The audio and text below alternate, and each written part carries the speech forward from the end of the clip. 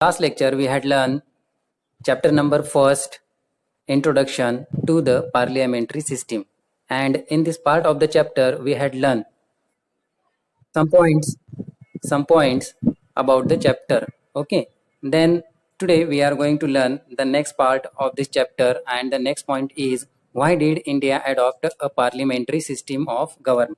तो इंडिया ने parliamentary system government की पार्लियामेंट्री सिस्टम क्यों अडॉप्ट की है. Okay, India adopted a parliamentary system of government for several reasons. तो बहुत से सारे रीजंस है किस लिए कि इंडिया ने पार्लियामेंट्री गवर्नमेंट अपनाने के लिए बहुत से सारे रीजंस वहाँ पे हैं. The development of parliamentary system, parliamentary institutions started during the British rule. तो ये जो ब्रिटिश रूल वहाँ पे था उसी रूल से पार्लियामेंट्री इंस्टीट्यूशंस वहाँ पे स्टार्ट हो गए थे इंडिया के अंदर. द ब्रिटिश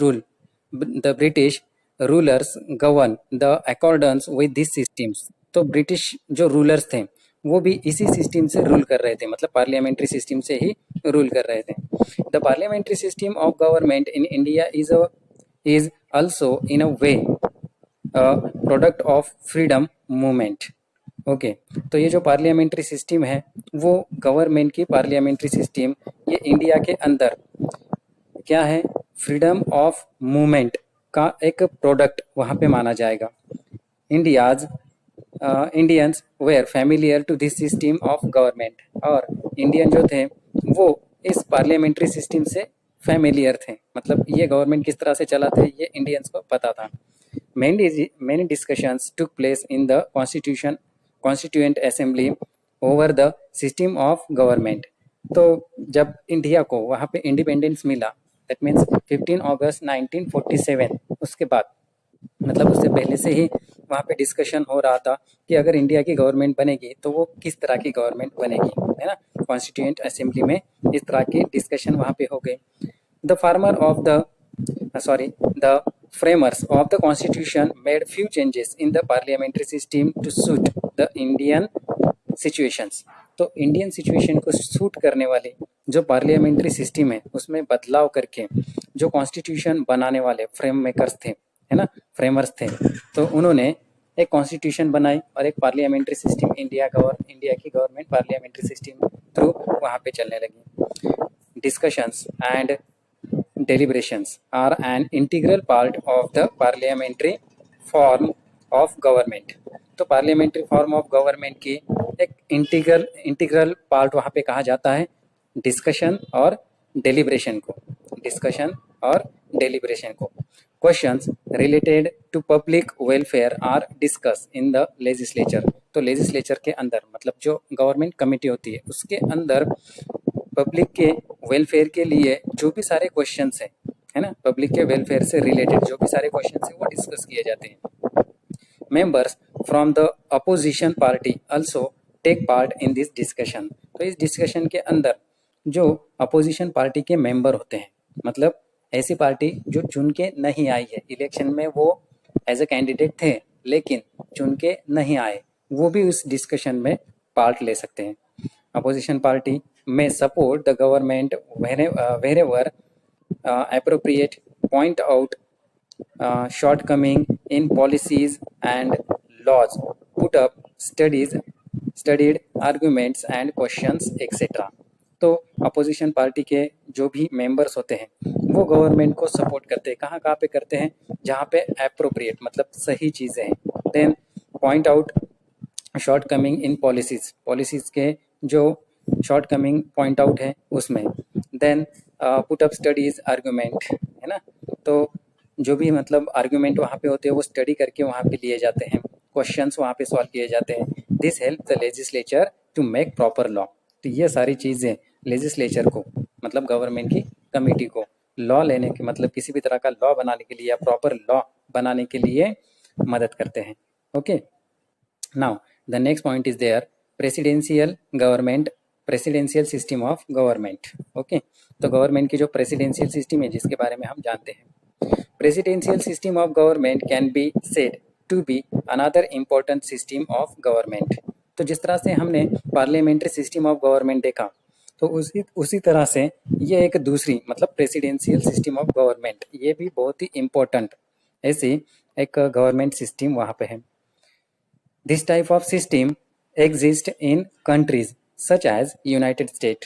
तो ये जो parliamentary system presidential system of government है वो कौन सी कंट्रीज में है, तो यूनाइटेड स्टेट ऑफ अमेरिका में है। Then this system is different from the parliamentary form.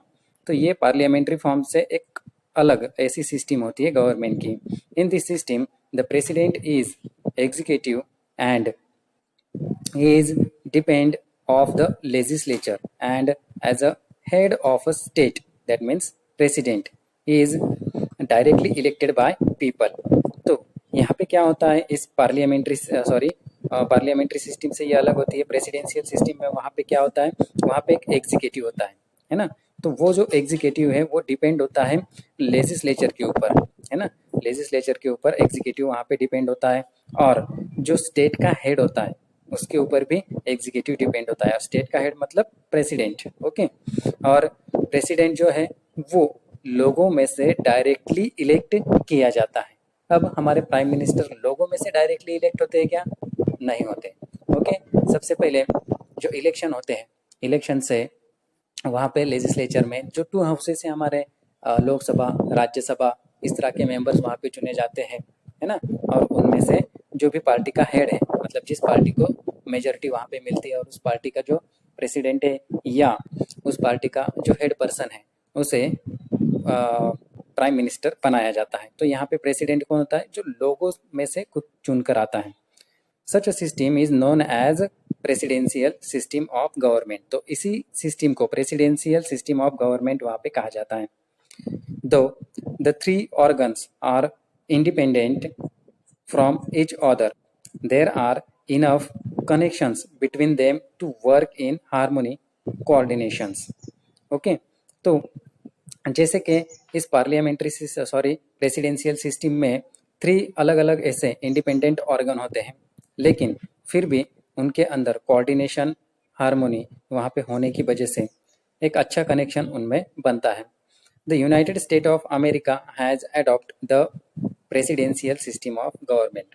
तो जो United State of America country है उसने प्रेसिडेंशियल सिस्टम ऑफ गवर्नमेंट को अडॉप्ट किया हुआ है। These are some features of this system of government. तो इस प्रेसिडेंशियल सिस्टम ऑफ गवर्नमेंट के कुछ फीचर्स हम यहाँ पे जान रहे हैं। The first feature is there like this: in a presidential form of government, the legislature and executive are not directly depend on each another। तो इसमें प्रेसिडेंशियल गवर्नमेंट में होता क्या है? प्रेसिडेंशियल फॉर्म ऑफ गवर्नमेंट में लेजिस्लेचर और जो executive है वो डायरेक्टली एक दूसरे के ऊपर डिपेंड नहीं होते। The houses of the legislature and the president are directly elected by the people. तो जो भी लेजिस्लेचर के हाउसेस हैं, जिस तरह से हमारे यहाँ पे लोकसभा और राज्यसभा है, तो इस तरह से लेजिस्लेचर के जो हाउसेस है वो और जो भी वहाँ पे एग्जीक्यूटिव है ना, वो लोगों में से डायरेक्टली वहाँ पे चुने जाते हैं। प्रेसिडेंट लोगों में से डायरेक्टली चुने जाते हैं। The president is the executive head. President कौन होता है? एग्जीक्यूटिव हेड होता है। And has lot of powers including power to implement law. और इसी प्रेसिडेंट को बहुत ज़्यादा पावर वहाँ पे होती है ना, लॉट ऑफ पावर उसके पास होती है। तो लॉ को इम्प्लीमेंट करने की पावर भी प्रेसिडेंट के पास होती है प्रेसिडेंशियल सिस्टम ऑफ गवर्नमेंट में, ओके। नेक्स्ट वहाँ पे कैरेक्टरिस्टिक बताया जाता है या फीचर बताया जाएगा। In spite of such a structure, इस स्ट्रक्चर के अलावा the legislature and executive keep a check on each other. तो एग्जीक्यूटिव और लेजिस्लेचर दोनों एक दूसरे को चेक करते हैं, है ना, दोनों के ऊपर एक दूसरे के ऊपर वॉच वहाँ पे रहता है। This mutual control over each other can lead to a responsible government. तो यही चीज़ जो है कि प्रेसिडेंट ने लेजिस्लेचर के ऊपर ध्यान रखना और लेजिस्लेचर का ध्यान प्रेसिडेंट के ऊपर होना, ओके। तो यही चीज़ म्यूचुअल कंट्रोल वहाँ पे रखता है, किसके ऊपर? गवर्नमेंट के ऊपर, यानी रिस्पॉन्सिबिलिटी जो है गवर्नमेंट की वो वहाँ पे अच्छी तरह से चलती है। Apart from the parliamentary and presidential system of government, there are another form of government system that are followed in French, Switzerland, then Germany etcetera. तो पार्लियामेंट्री गवर्नमेंट और प्रेसिडेंशियल सिस्टम ऑफ गवर्नमेंट, इसके अलावा भी other government system exist हैं world में, जो France, Switzerland और Germany इस तरह की कंट्रीज में हमें देखने को मिलेगा. Several countries owing to their unique circumstances have evolve different system of government. तो जिस तरह के सर्कमटेंसेस वहाँ पे उनकी यूनिक सर्कमटेंसेस को ध्यान में रखकर अलग अलग तरह की गवर्नमेंट उनकी वहाँ पे बनती है. In the next chapter we will study the structure, working and role of Indian parliament. तो नेक्स्ट चैप्टर में हम क्या पढ़ने वाले हैं कि जो structure, working and role of Indian parliament की स्ट्रक्चर, वर्किंग और उसका रोल, ये सारी चीज़ें हम पढ़ने वाले हैं.